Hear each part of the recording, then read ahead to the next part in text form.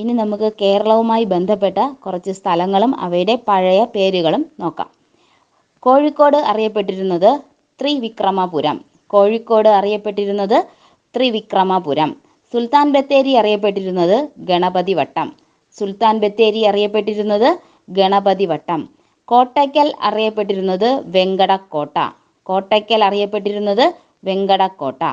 Silent Valley അറിയപ്പെടുന്നത് സൈരന്ത്രി വനം. Silent Valley അറിയപ്പെട്ടിരുന്നത് സൈരന്ത്രി വനം. തേക്കടി അറിയപ്പെട്ടിരുന്നത് നെല്ലിക്കാംപെട്ടി. തേക്കടി അറിയപ്പെട്ടിരുന്നത് നെല്ലിക്കാംപെട്ടി.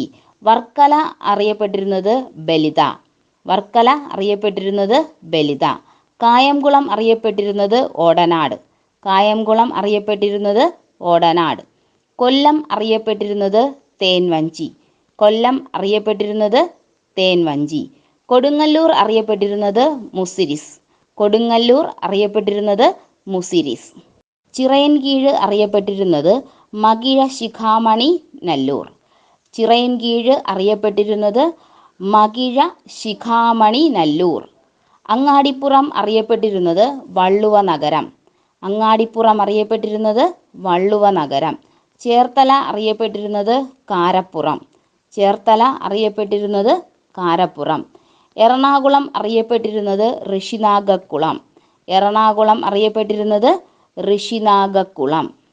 ക്ലാസ് ഇഷ്ടപ്പെട്ടു എങ്കിൽ ലൈക്ക് ചെയ്യാനും കമൻറ്റ് ചെയ്യാനും കൂട്ടുകാർക്ക് ഷെയർ ചെയ്യാനും മറക്കരുത്.